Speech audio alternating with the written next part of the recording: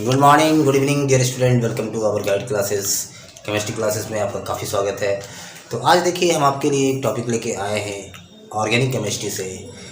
आज हम लोग पढ़ने जा रहे हैं आपका जो हेलोजिनेशन ऑफ अल्केन। तो हेलोजिनेशन ऑफ अल्केन में हम एग्जांपल लेके आपको समझाने जा रहे हैं आपका क्लोरीनेशन ऑफ मीथेन। उसके मैकेनिज्म को भी समझेंगे और उस केमिकल रिएक्शन को भी समझेंगे। आपका ये कहीं भी मिल सकता है, 11th की क्लास में है, 10th में भी ये चीज़ है। हालांकि 10th में इसके मैकेनिज्म्स नहीं है, लेकिन 11 में जैसे आप एंटर करते हैं उसके मैकेनिज्म आते हैं। 12th में अच्छा खासा यूज है, आगे इसका यूज़ है। तो आज हम लोग कवर करने जा रहे हैं विथ मैकेनिज्म आपका halogenation of alkane. Means example है आपका क्लोरीनेशन ऑफ मीथेन। तो आप कॉपी कलम लेके बैठ जाइए हमारे साथ और देखिए बड़ा आसान तरीके से मैकेनिज्म को मैं आपको सिखाने वाला हूँ। बहुत ही मज़ा आने वाला है, ध्यान देंगे यहाँ पे। तो बात आती है सबसे पहला है कि अल्केन। हम शुरू करेंगे आपका स्टार्टिंग से कि अल्केन। तो आप जानते हो कि अल्केन का जनरल फार्मूला क्या होता है, ये सभी बच्चे को पता होगा कि CnH2n+2 is the general formula of alkane which is saturated hydrocarbon. क्या है ये? हाइड्रोकार्बन है। इसकी हेलोजिनेशन कराया जाएगा। इस अल्केन की जब हेलोजिनेशन होगी, ध्यान देंगे, अल्केन का जब हेलोजिनेशन होता है, जब अल्केन की हेलोजिनेशन कराया जाएगा, हेलोजिनेशन का मतलब आइदर हो गया फ्लोरिनेशन, क्लोरिनेशन, ब्रोमिनेशन, आयोडीनेशन। इसके मतलब है जब हेलोजिनेशन कराएंगे हम, तो यहाँ पे हमको जो प्रोडक्ट्स मिलने वाला है, ठीक है, हेलोजिनेशन में, तो यहाँ पे आपका अल्काइल हैलाइड्स मिलेगा। क्या मिलेंगे? अल्काइल हैलाइड्स, ठीक है। मतलब कि कह सकते हैं मिक्सचर ऑफ अल्काइल हैलाइड यहाँ पे मिलने वाला है, ठीक है। मिक्सचर ऑफ अल्काइल हैलाइड, हम लिखते हैं ज़्यादा बेटर होगा। मतलब क्या मिलने वाला है? Mixture of alkyl halide. Mixture of alkyl halide मतलब कि हेलो अल्केन्स का एक मिक्सचर मिलने वाला, अल्काइल हैलाइड का मिक्सचर मिलने वाला है। मिक्सचर का मतलब है कि बहुत प्रकार के मिल सकते हैं, जैसे कि mono halo alkanes, mono alkyl halides, ठीक है, di halo alkanes, tri halo alkanes, मतलब टेट्रा हेलो अल्केन्स। ये मतलब मिक्सचर मिलेगा आपका। एक कह सकते हैं प्योर फॉर्म नहीं है बनाने का, ठीक है, प्योर मेथड नहीं कह सकते हैं इसको। एक कह सकते हैं कि आपका मिक्सचर ऑफ अल्काइल हैलाइड्स के जरिए मिलने वाला है। तो कैसे मिलता है, क्या क्या प्रोसेस है, क्या मतलब स्टेप्स हैं रिएक्शंस में, वही सब हम लोग सीखने वाले हैं, ठीक है। तो ध्यान देंगे।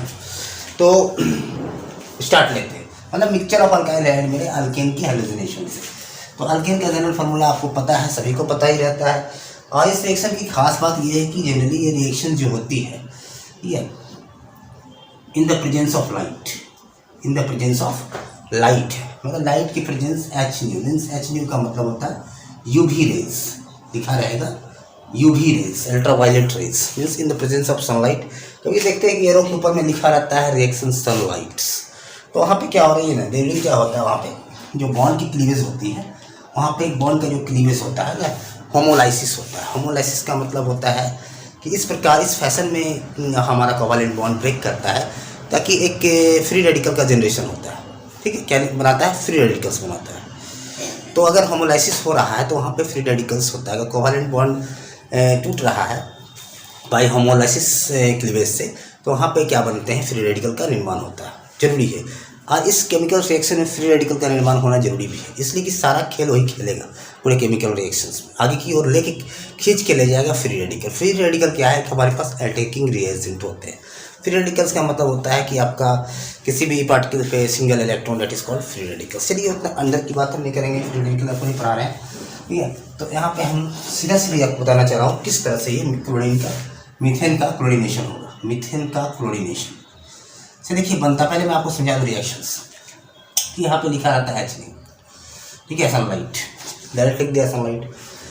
तो यहाँ पे आपका क्या क्या मिलता है आपको दिखा देते हैं प्रोडक्ट। एक मिलता है CH3Cl, दूसरा मिलता है CH2Cl2, ठीक है। देखते जाइए ऐसे, अब देखेंगे CH3Cl और HCl, पहला स्टेप में मतलब ये हुआ।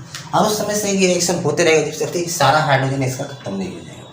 अभी इस ये फिर यहाँ पे ये आएगा, क्लोरोमीथेन आएगा यहाँ पे, फिर एक क्लोरीनेशन इसका होगा, तो फिर यहाँ पे आएगा CH2Cl2 बनाएगा, डाइक्लोरोमीथेन बना देगा। फिर इसको पकड़ के हम ला रहे हैं यहाँ पे CH2Cl2, फिर फर्दर क्लोरीनेशन ये बना देगा CHCl3, that is called trichloromethane, that is chloroform भी इसको बुलाते हैं हम लोग। और CHCl3 फर्दर क्लोरीनेशन करवाएगा तो CCl4 carbon tetrachloride which act as organic solvent, ठीक है, ये चीज़।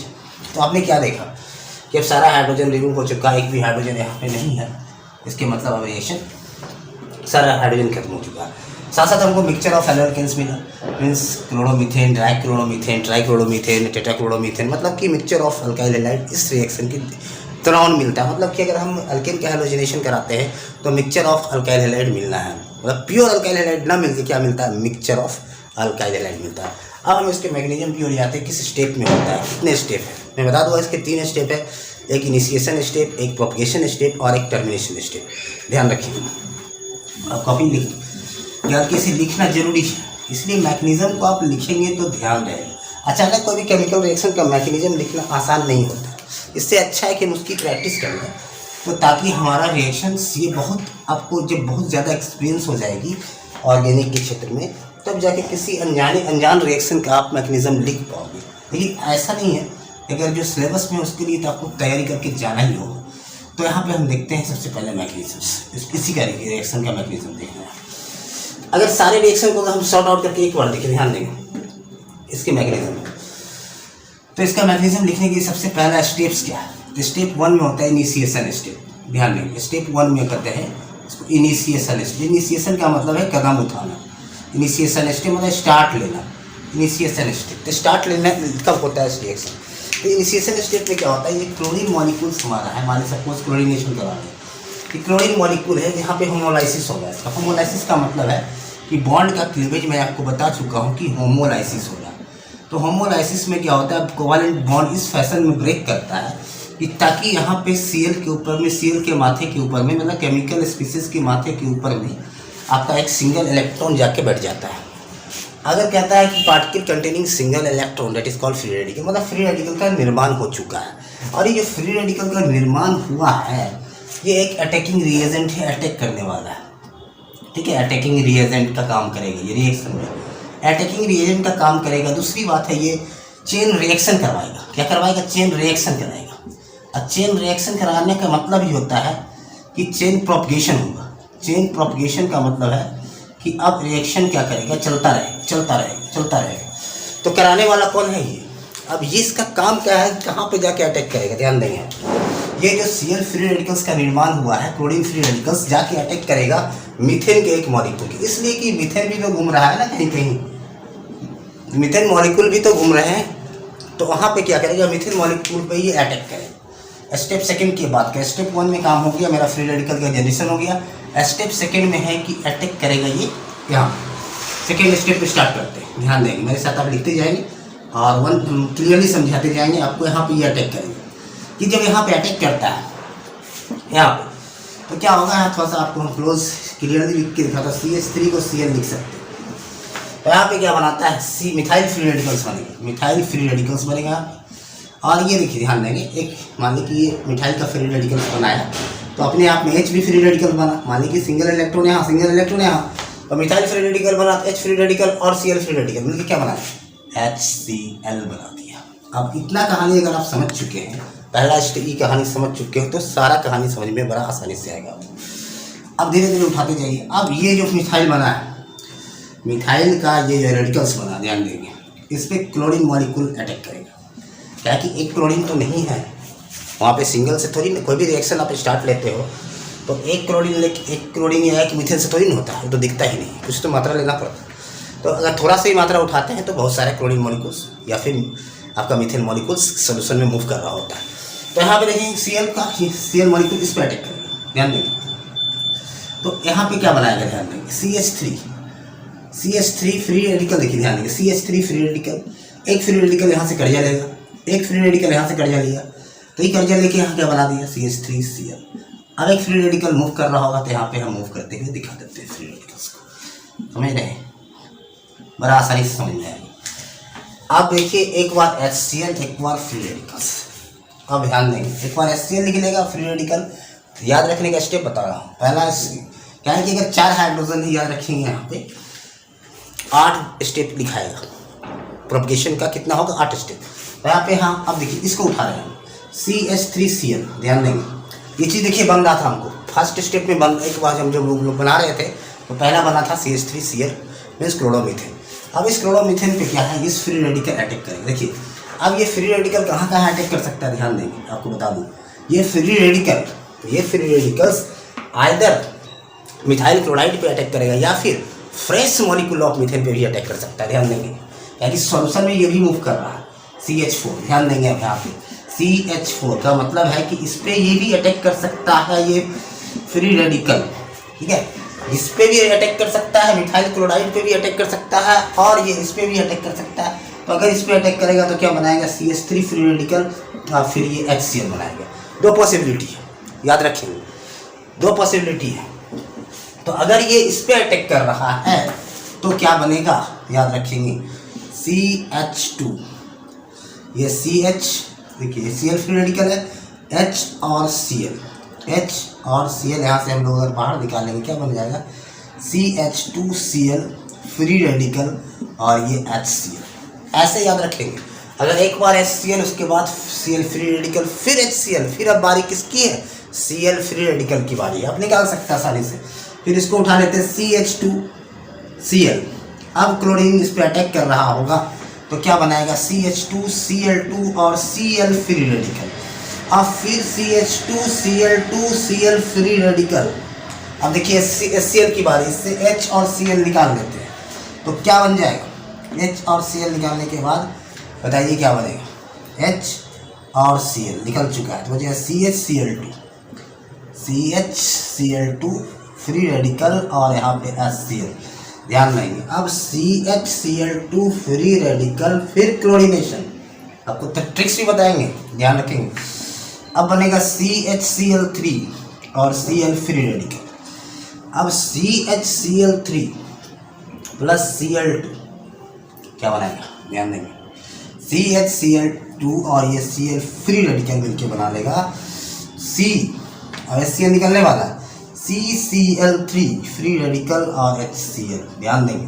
लास्ट स्टेप आ रहा है, CCl3 फ्री रेडिकल और Cl2 क्या बनेगा, CCl4 और HCl फ्री रेडिकल, ये चीज़। अब देखिए ध्यान से समझने की कोशिश कीजिए, लग रहा हो क्या लिख दिए, ऐसा कुछ नहीं लिखे हैं, ठीक है, मिसाइल लॉन्चिंग नहीं हो रहा। यहाँ पे ध्यान देंगे कि CH3 इस पे ये क्लोरीन मॉलिक्यूल इस मीथेन मॉलिक्यूल पे अटैक किया तो CH3 फ्री रेडिकल्स आपको दिखा दिए थे कि अगर अटैक करेगा इस पे Cl फ्री रेडिकल तो यहाँ पे ये इधर चला गया, ये चीज होमोलाइसिस हो रहा है, फ्री रेडिकल तो एक फ्री रेडिकल इसके साथ चला जाएगा और फ्री रेडिकल बच जाएगा। अब दूसरा स्टेप में है, इस फ्री रेडिकल्स पे क्लोरीन का दूसरा मॉलिक्यूल अटैक करेगा तो ये बनाएगा। अब यहाँ फ्री रेडिकल Cl जनरेट हुआ, क्लोरोमीथेन पे ये फ्री रेडिकल अटैक करेगा तो देखिए क्या बनाएगा, ध्यान रखेंगे, HCl Cl फिर HCl, तो H और Cl निकाल दीजिए, बच जाएगा जो फ्री रेडिकल्स। इस तरह से करते करते यहाँ पे आ गया हमारा ये CCl4 पे आके रुक गया, सारा हाइड्रोजन यहाँ पे ये हो गया इनिशिएशन। अगर बात करूँ यहाँ से इनिशिएशन चेन रिएक्शन है, चल रहा है, अभी चलते रहेगा। सोचिए कि क्यों ना चले, अभी एक मॉलिक्यूल का ये हाल है, अभी सिर्फ मीथेन का एक मॉलिक्यूल इतना स्टेप लेके आया, अगर मीथेन का दूसरा मॉलिक्यूल पर फिर अटैक करे कितना स्टेप लेके आएगा, मतलब बहुत ज़्यादा स्टेप हो जाएगा, इसलिए उतना संभव नहीं है। तो आप समझ सकते हैं कि कितना बड़ा ये चेन रिएक्शन का काम कर रहा है, मतलब चेन प्रोपगेशन स्टेप ये है, समझ रहे बात को।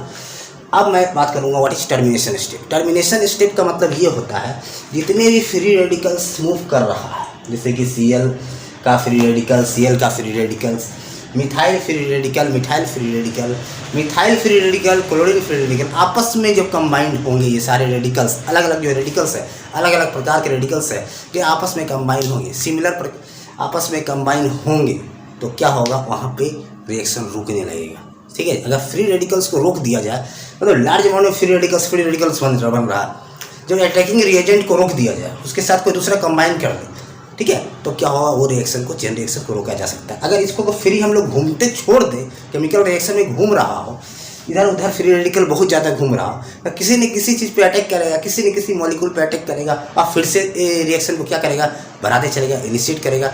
इसके कारण इससे फ़ायदा क्या है कि अगर रोकना है रिएक्शन को चेन टर्मिनेशन में, तो टर्मिनेशन में देखिए Cl फ्री रेडिकल मूव कर रहा है, Cl फ्री रेडिकल मूव कर रहा है। ड्यूरिंग टर्मिनेशन क्या प्रोडक्ट मिल सकता है आपको, Cl free radical, Cl free बहुत सारा मूव कर रहा है, तो Cl2 मिल गया। अब ध्यान देंगे, मिथाइल फ्री रेडिकल मिलके क्या बनाएगा, CH3 CH2 2 मतलब CH3 मतलब इथेन बन गया। उसके बाद मिथाइल फ्री रेडिकल और Cl फ्री रेडिकल बन गया CH3 और Cl, मतलब कि क्लोरोमीथेन बन गया। एक इथेन बन गया, क्लोरोमीथेन बन गया और क्लोरीन बन गया। अब यहाँ पे टर्मिनेट कर गया। टर्मिनेट क्या मन करने का मतलब है, जो भी फ्री रेडिकल्स था अटैकिंग रिएजेंट जो चेन रिएक्शन को करवा रहा था उसी को हम रोक दिए, कंबाइन करके उसको क्या किए, फ्री रेडिकल खत्म कर दिए। तो यहाँ पे कह सकते हैं टर्मिनेशन। टर्मिनेशन के लिए हम ये चीज़ यूज करते हैं। तो आई थिंक आपको समझ में आ गया बड़ा आसानी से, कोई भी मुश्किल कुछ भी नहीं है। देखिए कितने स्टेप है, 1 2 3 4 5 6 7 8। देखिए पहला स्टेप में क्या क्या मिला था, जो हम लोग करवा रहे थे, क्लोरोमीथेन, डाइक्लोरोमीथेन, ट्राइक्लोरोमीथेन और टेट्राक्लोरोमीथेन, सारा चीज़ मिल रहा। तो ये क्या है ना, हेलोजनेशन ऑफ अल्केन है, मीन्स एग्जांपल है chlorination of methane molecules with the mechanism. I think आपको क्लियरली इस मैकेनिज्म के बारे में समझ में आया होगा। बड़ा इंपॉर्टेंट है, क्वेश्चन यहाँ से भी रहता है टर्मिनेशन से। टर्मिनेशन में क्या क्या प्रोडक्ट है देख रहे हैं, क्लोरीन है, इथेन है, क्लोरोमीथेन है, ये सब टर्मिनेशन प्रोडक्ट है। आई थिंक अगर आपने लिख लिया है, अगर नहीं लिखा है तो इसका स्क्रीनशॉट आप तो कर दीजिए। हम थोड़ा सा आगे बताएंगे, कुछ आपका नोट करने वाली बातें हैं वो ध्यान रखना है आपको, ठीक है। तो चलिए हम आगे लेके चलते हैं इसको। तो आप बात आती है, ध्यान देंगे आप कि आयोडोनेशन थोड़ा पॉसिबल है। अगर थोड़ा रेट ऑफ रिएक्शन देखें किसका ज़्यादा है तो आप याद रखेंगे फ्लोरिनेशन, क्लोरीनेशन, ब्रोमिनेशन, ये थोड़ा रेट है इसका। अगर हेलोजनेशन का रेट आपको याद रखना है तो याद रखेंगे फ्लोरिनेशन, क्लोरीनेशन, ब्रोमिनेशन, ये लिखेंगे। आयोडोनेशन में थोड़ा सा प्रॉब्लम होता है, हम बताते हैं कि ड्यूरिंग आयोडोनेशन क्या होता है। आयोडोनेशन थोड़ा पॉसिबल नहीं होता है जल्दी, लेकिन हाँ पॉसिबल है, कुछ भी पॉसिबल नहीं। आयोडोनेशन अगर कराते हैं तो आयोडोनेशन कराने का मतलब है कि मैं अल्केन लिया, सपोज मीथेन ही लिया, इसके आयोडोनेशन से बन जाता है CH3। आयोडोनेशन से क्या बनता है ना, ध्यान देंगे, CH3 और I मीन्स आयोडो मीथेन, और यहाँ पे HI बनता है। HI क्या है, एक अच्छा रिड्यूसिंग एजेंट है। तो रिड्यूसिंग एजेंट है तो क्या करता है ना, ये एक इस रिएक्शन को बैकवर्ड डायरेक्शन में शिफ्ट कर देता है। बैकवर्ड डायरेक्शन का मतलब है कि बैक टू हमको मीथेन मिल जाएगा, बैक क्या मिल जाएगा, मीथेन। इस समस्या से रोकने के लिए क्या करते हैं, HI का रिएक्शन करा देते हैं आयोडिक एसिड के साथ HiO3। तो फ़ायदा हमको क्या होता है, फ़ायदा ये होता है कि आपका आयोडीन में कन्वर्ट हो जाता है। ये क्या करता है, आयोडिक एसिड एक ऑक्सीडाइजिंग एजेंट है, ऑक्सीडाइजिंग एजेंट है, तो HI को कन्वर्ट कर देता है I2 में और बन जाता है हमारा यहाँ पे वाटर। I2 बन गया। और फर्दर क्या करता है, ये I2 अगर जो बन गया तो रिएक्शन को क्या करता है, फॉरवर्ड डायरेक्शन में शिफ्ट रखता है। मीन्स इक्विलिब्रियम का शिफ्टिंग क्या रहता है, फॉरवर्ड डायरेक्शन में, मतलब कि फर्दर हमको मिलते रहेगा। बात समझ में आ गई। आई थिंक आप क्लियरली, आपको सारी बात समझ में आई होगी। ये चीज़ आप ध्यान में रखें। अगले वीडियो में हम कोई नया मैकेनिज्म के साथ आपको मिले, नए टॉपिक के साथ मिलेंगे। तब तक के लिए धन्यवाद।